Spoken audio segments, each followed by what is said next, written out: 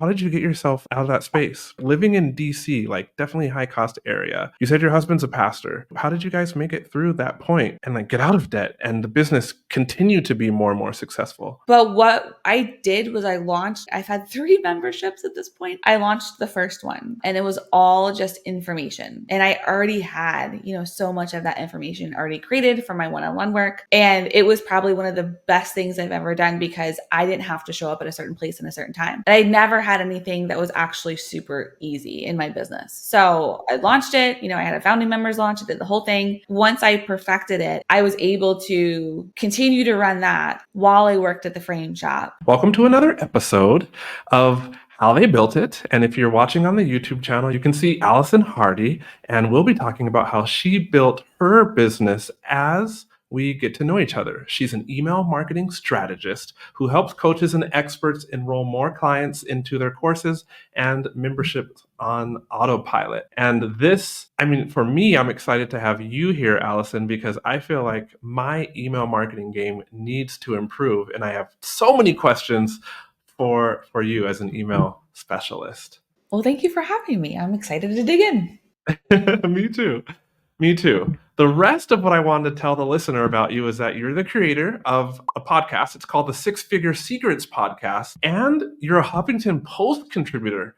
So that to me makes you even more legit because I just have always struggled with the written word. And so anybody that could be a contributor to a publication like the Huffington Post, wow. Also, you were named you were put on the list of Washington, D.C.'s most influential professionals under 40 by Washington Life magazine. How did you accomplish that? They just emailed me. I know it sounds kind of crazy. They just emailed me and were like, "Hey, you're included on this list because of, your reputation." And it's crazy. It's crazy. Yeah. It's such a weird thing because I got to go to like this big party with like sports celebrities and like really important people. And I was like, well, what am I doing here? It just felt so like out of body, but it was really cool. Wow. Okay. I'm going to ask a little more about that as we get to know each other and, as you share about your journey in building your business in this episode. That just to me seems really impressive because I did spend, like we started to talk to before we hit record, and I did spend about 8 months in Washington, D.C., and I call that the most expensive vacation I've ever taken. And one of many things that I learned as I was humbled by everything that is Washington, D.C., is that everyone there is so successful and so educated. And so to be on the top 40, I'm like, wow, who do I have on my podcast right now? Yeah, it's a wild place. I've lived here basically all my life, just in different parts of it. And it's one of the most competitive, high-powered places ever. And I find like when I get out of DC, I like forget that not everybody is like, the rest of the world's not like super aggressive. So I find it to be like a funny like juxtaposition sometimes. Right. Super aggressive. I would say that is accurate of Washington, D.C. I had a lot of fun there, but I just realized I was outclassed and outperformed in pretty much every way. Before we get into that, though, for the listener who's listening, this is the first of 2 episodes with Allison. You'll want to tune in to the second one where she's going to share all the good things about how you can make your email marketing work a lot better for your business. I have a couple of questions like stored up for Allison for the next episode. One being the biggest email mistake that she sees course creators making that's costing them sales, since she looks at emails all the time. And she's going to be sharing about what exactly goes into a sales email, a sales pitch email to make it work.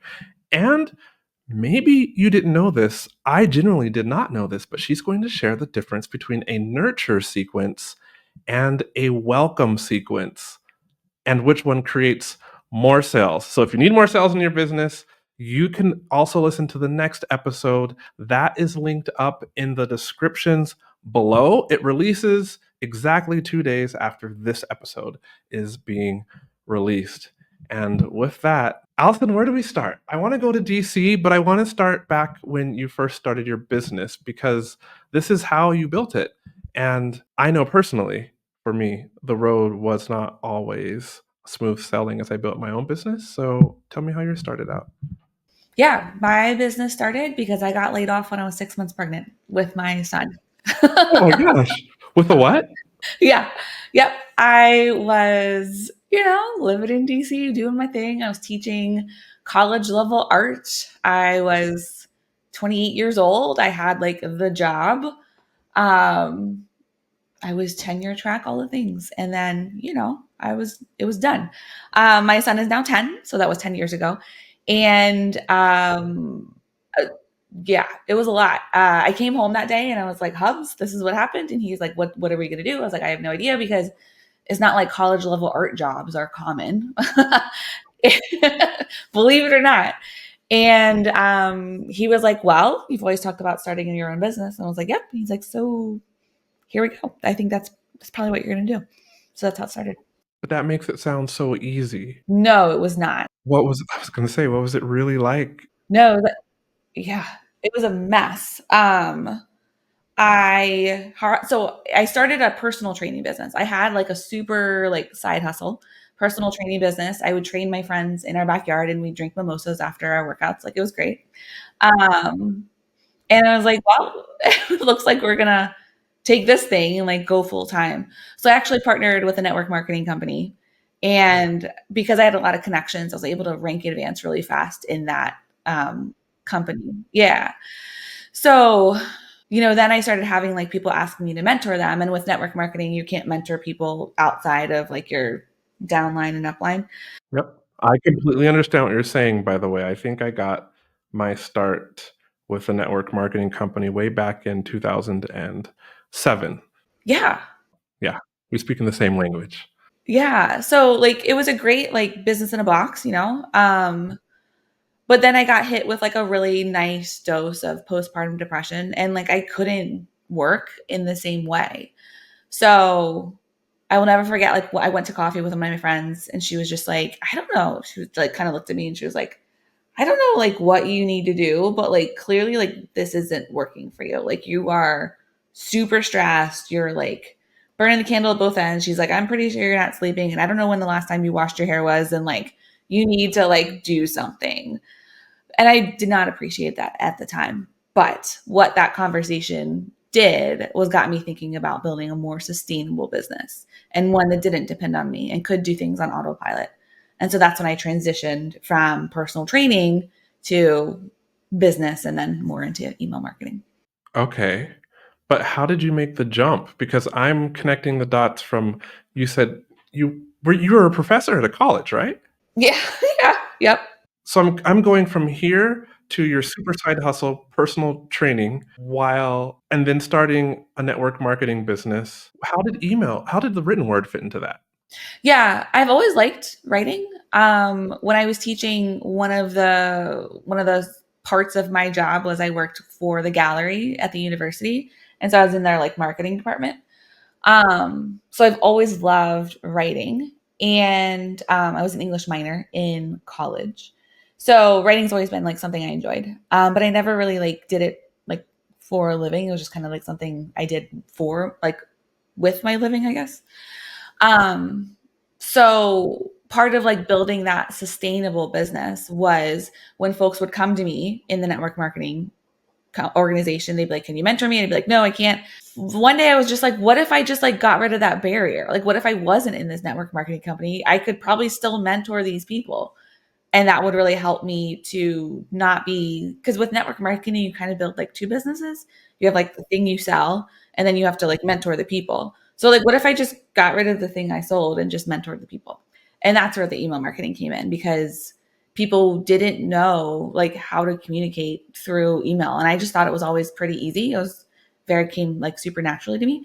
So, it just like made sense. And I know it sounds like a really weird ball that I had to like unravel, but it kind of just all really organically happened, which is super strange. It all organically happened. Yeah. And I had people, reaching out to me. So I was like, okay, like how can I get around this obstacle? Like how can I mentor this person even though I'm technically not supposed to mentor them? Okay, get rid of the network marketing partnership. And then that opens you up to so many other opportunities. And not that network marketing like does that, but it did that for me. Okay. All right. So what year did you start your current business? Like when I look at your website and it says, "Let's sell more of your course," or membership? Which year did you start this version of your business? Yeah, that's the funny question. I don't really know. It's been at least 8 years. Nice. Okay. So before the internet boom, if you will, the internet course boom. Yeah, before the internet course boom. And it was fascinating watching the internet course boom as someone who already had a business, and watching all these businesses come online. So that was really quite wild to watch sometimes. I bet. When I was in China, there was this, he was a transition specialist because China, at least when I was there, the people who are working over there, it's just a very transient community, right? Like, you're there on a contract for 2 years, you leave, there's always friends coming and going, and he had this exercise where he would ask you to reflect on your experience with the high and the low. So, I wanna know the high before the low, like the high point in these past 8 years of running your business. Like, what was the high point? Give me a snapshot of how that looked and how that looked and how that felt. Yeah, I think my highest point was when I had my first 5-figure launch. And what that kind of like proved to me was that I didn't need like an organization to help me make money. I could do it my own way. It was also like the same amount of money that I would make in a semester. And I got it in like, 2 weeks. And I was like, oh, like this can actually be a thing. It like proved a lot of things to me. So when I had that launch, and I think it was like a 12 or $15,000 launch, nothing crazy, nothing like massive. But for me, it was like the thing that started like okay, this is actually possible for me type of thing. Wow. When did that happen? Like, give timeline. Yeah, I always like we move a lot, so I'm always like, what house was I in? I was living in Chesapeake, Virginia at the time, and so that was Nora wasn't born yet, so that means it was before 2018. So maybe like 2016, 2017. Within, like, how many months since you were let go from your Was let go from my job in 2013, 14. Okay, so a lot of work went into this this launch. I feel like people will hear, "Oh, yeah, I got a five-figure launch, and I just snapped my fingers," but how hard was it? It was super hard. It was super hard because I'd been doing one-on-one work. I've been doing like done for you. I was working as like a contractor. Um, and that was great. And it was really like one of the first times I ever really was able to do like a scalable offer, It wasn't directly tied to my time. Um, and We'll get back to the episode in a moment. Do you need Facebook ads help? But maybe Facebook ad management is not right for your business at the moment, which is fine. But you would like my eyeballs on your ad campaign. I have a new offer. The people who've signed up for it so far are loving it. It's called Facebook Ad Setup to Success. In the next 30 days, you can work with me over 30 days. We will together set up your ad campaigns and get them running successfully the right way, the exact way that I do for my clients. That means you get 3 calls with me over the period of 30 days, and in between each of those calls, you get unlimited access to me, like Voxer, Slack. That means I'll show you how to set up the ad campaign, all the things you should consider. We'll also go in and look at your funnel, and I'll make recommendations to improve your funnel. And then in between each call, you get coaching from me still, because you can record your screen, send me a message, say, "Hey, QUÄY.jo, what about this? Like, what would you do here in this ad?" And I'll respond to you that very same day. It's unlimited support from me and 3 calls from me. It's called Facebook Ad Setup to Success. And if you want my help, one-on-one coaching to run your ads, then click on the link in the description below, or go to, you can see it on the bottom of the screen, theartofonlinebusiness.com/call. Theartofonlinebusiness.com/call. And I'm happy to help you successfully learn to run your own Facebook ads. that was like it was hard to wrap my head around it, and I had to get through a lot of mindset stuff, right? Like, will someone actually buy something where I'm not actively writing their emails for them, or am I actually going to be able to help them get results by not working with them one-on-one? So there was a lot of like mindset that went into it, but also like I saw the writing on the wall. Like, it wasn't like the one-on-one wasn't a sustainable way of growing my business. I liked it, I was good at it, but it didn't if I wanted to make more money, I had to either charge more or work more. And there was no way getting around that. So it gave me the ability to kind of remove myself more from my business and still make more money. And so as soon as that happened, I was like, okay, like we're shutting down all the one-on-one stuff and we're just going full on into this. Oh, okay. So you changed direction. That gave you enough motivation and excitement to go for it. Yeah. Yeah. And I proved it to myself. I have to do that a lot. I have to prove things to myself that like this can actually happen. So that like did that. And then as soon as that did that, I was like, okay, we can go into this more scalable model. Nice. Our brains are so interesting. With the mind box and how we have to prove things to ourselves, even though we know it can work and we see other people doing it. Right. Yeah. We're like, okay, other people can do this, so why can't you? But for whatever reason, I have a hard time believing the why can't you? So for a lot of the stuff that I do, sometimes I just have to like prove it. And then I'm like, okay, we'll do more of that. I think I identify with that. I think maybe the listener does too. What thoughts did you have going through your mind? And I don't mean like what thoughts. I guess let me clarify that question. At that time, when you achieved your first five-figure launch, what were you consuming? Like, were you reading business books, like improvement books? Was it podcasts that were sort of uh, giving you that faith for you to take steps across until you got to your success? Like, or did you have a coach at that time? Like, walk me through that. Yeah, I always have a coach. I'm always working with someone. So I had a coach. I think at that time I was in a mastermind for people who were like who were not scaling, growing to six figures. So it was, a very specific niche. I needed help with the launch aspect. So I hired that coach and I got into the mastermind for that. As far as like what I was consuming, I actually don't consume a lot simply because it takes up a lot of my brain. And I have a hard time with bright, shiny object syndrome.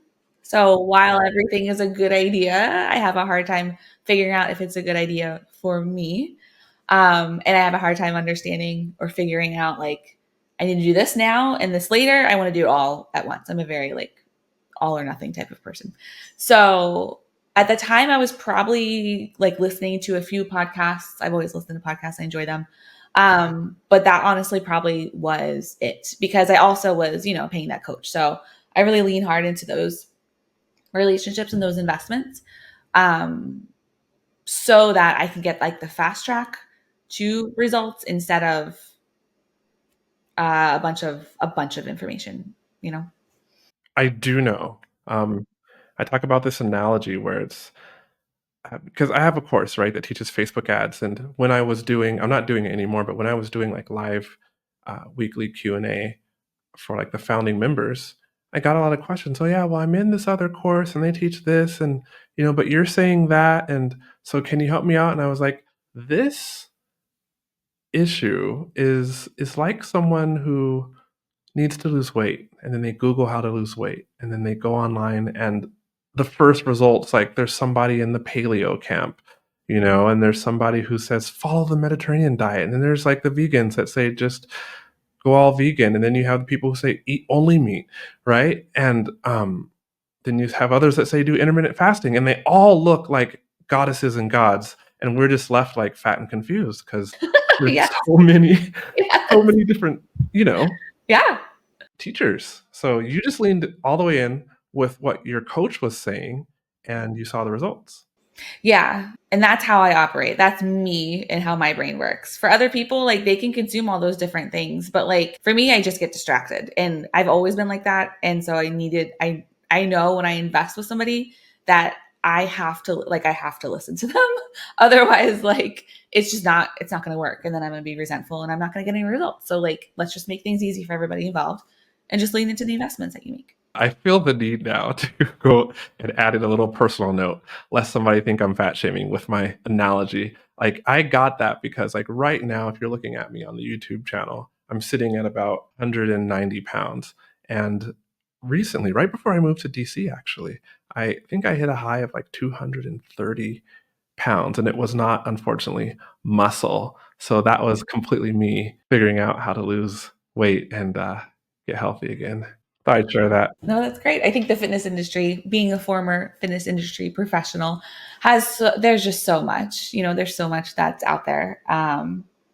And it's important that you're listening to somebody who can guide you for sure. Okay, so that was a high point, low point. Yeah. Give me context. So many low points. The entrepreneur roller coaster, huh? Right? The high points are super fun to talk about, but the low points you're like, blah. When I first started my business, we were all like feast or famine, like big months followed by months with nothing. Because everything was tied to my hours, right? So if I could work more hours, I could take on more clients. But also what I found was when I had more clients, I didn't have time to market so that I would have, the pool of people coming in so that when those clients offboarded, I didn't have anyone else coming in. So there was this time where like I didn't bring in a new client for like 6 months. And yeah, it was a big deal. It put us in like a huge financial strain. And I remember my husband and I sitting down and I was like, I don't know what to do, babe. Like, I don't know, like, if this was just a fluke, if like, maybe this whole online business thing was a bad idea.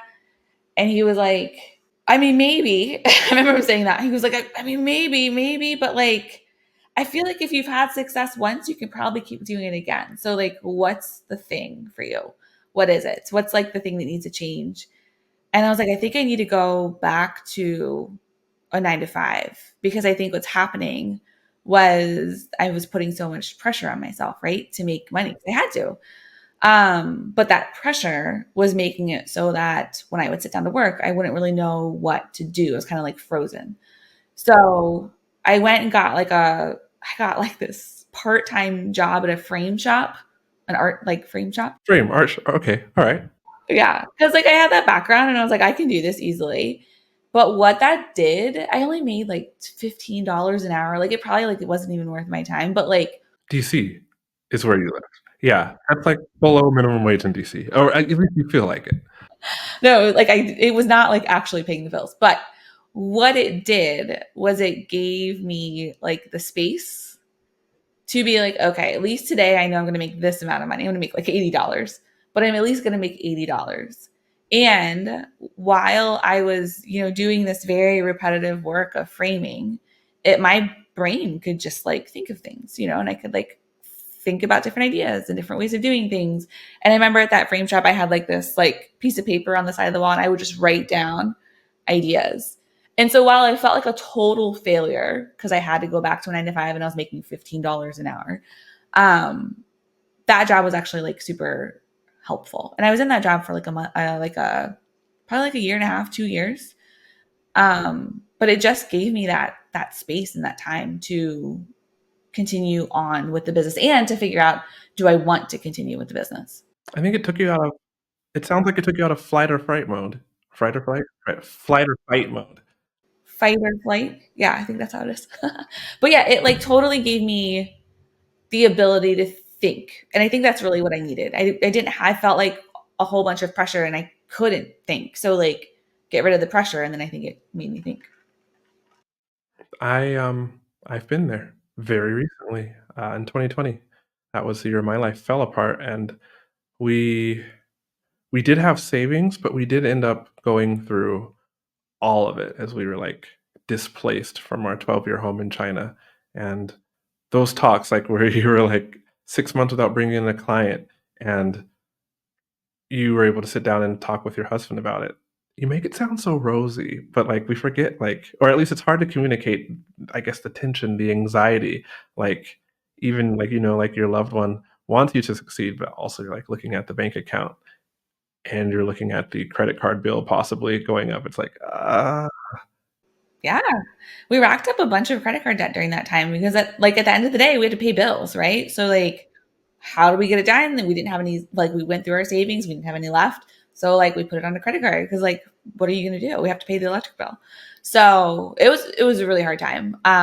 We actually had applied for like food stamps, which is like federal assistance for your food. yeah, We I grew up pulled on my food stamps. Yeah, we pulled my son out of preschool because we were like, we can't afford the payment for that. It was a lot. It was a lot. We were in kind of like a do or die moment. So like those conversations were ridiculously hard, but we had to have them, and we're better for it. So Yeah. How did you Okay, so what was the dynamic? at that point? Like, was he working or were you just all relying on your income? No, my husband is a pastor, so he is not anywhere in my business, and that's very on purpose. He's doing the Lord's business. Yeah, he's doing that. He can stay there and do that. So at that point, then you're figuring out stop it completely, so to speak, and go for day job. You went and worked at the frame shop for a bit. That gave like your brain, I guess, a safe space to, let's say, to create again and figure out how to, because you were still doing the email marketing business on the side while you were at the frame shop. Yeah, I worked there like 30 hours a week. So then I worked in my business probably like 20 hours a week. Okay. I'm actually super curious. What happened? Like, how did you get yourself out of that space? Because I've been in credit card debt and it feels like a mountain. And especially like a mountain is on you and like the interest and stuff. So like living in DC, like definitely high cost area. You said your husband's a pastor. How did you guys make it through that point and like get out of debt and the business continue to be more and more successful? Yeah. Well, we still have some of that debt hanging around. Call it like it is. We're still paying it off. We're paying like 4 times what we have paid in the past. So that's wonderful. It's going to go away. It's going to go away. But yeah, so it's still there. But what I did was I launched I've had 3 memberships at this point. I launched the first one. And it was all just information. And I already had, so much of that information already created for my one-on-one work. And it was probably one of the best things I've ever done because I didn't have to show up at a certain place in a certain time. I could just take the stuff I already had, put it in like the monthly deliverables. Like it was super easy. And I never had anything that was actually super easy in my business. So I launched it. I had a founding members launch. I did the whole thing. I wrote the funnel for it and it churned and burned in the background. And I mean, not at first. It didn't churn and burn at first. But once I perfected it and I was able to actually be like, okay, I'm onto something here. Again, I kind of had to prove it to myself. I was able to continue to run that while I worked at the frame shop. And then as soon as I was like, okay, I hit the number, I think it was 100 people in the membership. As soon as I hit 100 people in the membership, I was like, okay, we can stop the frame shop. And that was a cool day. I actually really liked working there. It was really fun. Again, it gave my brain a break. So like for me, that was really good. But I remember when I like put in my 2 weeks notice, the woman who owned it was like, "You are my best employee, and I loved working with you, but I'm so glad we're not going to be working together anymore because I know what you really want to do is your business." And so I think that's really great. And I was like, "Oh, all the feels." She was so supportive, and she was wonderful. And I still talk to her to this day. But that was kind of like again, I had to prove it in order to like make that choice and do that action. That is cool. Thanks for being a little personal and sharing about that. Um, it helps me and it definitely like encourages the listener because we hear the highlights, you know, 5-figure launch, 7-figure business, high 6 figures this year, and we very rarely hear what it takes to get through the lowest points, or even if there are multiple low points. We very rarely hear that. And so even you just sharing that, like for sure, is motivating somebody right now through their low point. So thank you. DC. We'll take a little turn here. So I was in DC. I was in Silver Spring, which is about how far on the metro from you? From me, so I'm in Arlington. You were in Silver Spring. So probably a really long metro ride simply because metro is insanely inefficient. But I can drive to Silver Spring in like 30 minutes. Okay, so like I would go come down into the city and out to the what is that, east and head towards you? Yeah. All No, right. See, west. I do. I'm the west. I'm the west of DC. I'm mixing it up. I was gonna say, see, I do remember, but that was already a long, long, long time ago. But yeah, no, I called that the most expensive vacation of my life because we were in China, my wife and I, no kids at that point. And oh my gosh, speaking of no kids, I don't even think I asked you to touch on this, but you did the frame shop plus getting the business going, and you were already a mom of 1 or 2 at that point? One. Yeah. Okay, my son had been born. Yeah. Okay. Wow. Wow. And it's also when you said that you had to pull him out of preschool. I remember being in DC and looking at childcare as we were thinking about starting a family and being like, oh my gosh, like how do people do this? It's so expensive. Um, but yeah, we were in China, and then we got the bright idea, and it was the bright idea to move to DC. And I'll put it in like a faith context, since you're a woman of faith. Like we did not pray about it. We didn't ask our parents about it. We didn't even ask like our pastor about it in China, and everything was going like super great in China. Um, we were teaching, we were making lots of money on the side too. Like we both were involved in our, well, it's not a church actually in China. They don't allow churches. You can only have like a international fellowship, um, which is a whole other set of challenges. It's still really really cool. But so we asked the yeah, we just didn't talk to anybody about it. We came up with this. Everything was going well there too, is why I mentioned that. And we just came up with this idea that we were going to move to DC because we had lived in China, at that point, I think about 3 years, and 9, 10, 11, yeah, 3 years and change. And I spoke fluent Mandarin, and my wife was fluent in Spanish. And we're like, we're going to go to DC and I'll get a government job using Mandarin. And so we just went. And it was the I think my timing was off. I think at the time the government was doing layoffs. Uh, so like they were reducing everyone on their payroll in like the various places that I was applying to. Um, and so I was working at a temp agency. I had a temp job, and so did my wife. And I think at that point we laugh about it, but it was so bad that we were going home on the metro, different metros. We would arrive there, and whoever got there first, like we would just go to Giant, and we would buy a pint of cookies and cream ice cream and get 2 spoons from the deli, and like we would just nurse our pain with ice cream. Like it was bad. It was bad, like um but we laugh about it now because it's better now. But yeah, those were tough times. No, it can be brutal. DC can eat you alive. And like I live in an area where there's a lot of universities. So like I see these young folks walking around and you can tell they're so excited to be here.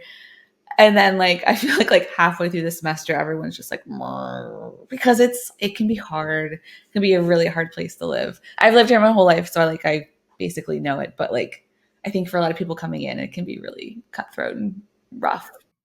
Everybody was just, I remember I always liked to go to networking events and meet people. And then I went to one in DC and I was like, wow, everybody here people were friendly and cordial, but they're like, what do you want? What do you need? I'll tell you if I can help you right away.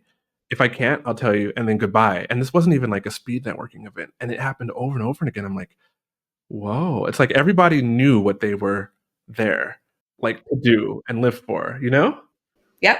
Oh yeah, and that's like how it goes. That's how like I mean I haven't been single here, but like my friends who are single, they're like when I go out, it's just like the first question, what do you do for a living? Instead of like what lights you up or what are your hobbies or what are your passions? It's like what do you do for work?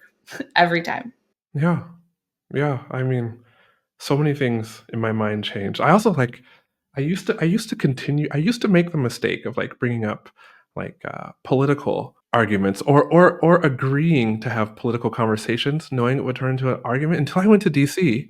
And then like every day I saw people that couldn't agree that were like 2 degrees beyond my degree, because I only hold like a bachelor's. I feel like minimum to get into anywhere is like a master's in DC. And everyone there had like PhDs and lots of research because I spoke Mandarin. So like lots of the places, and because of like my Mandarin skills, I applied to a lot of 3-letter places that I don't need to name. I'm sure you can figure that out. And a lot of the people that I was friends with also had foreign language skills and also were doing research for various foundations and in and out of the foundations as the tides changed politically. And so like at first when I heard them having their discussions, I'm just like, oh my gosh, you guys don't agree and you're on a level that's way above anything that I could ever participate in. And so like that's kind of when I decided to just keep my opinions to myself, so to speak, and not succumb to the trap of discussing politics with your in-laws.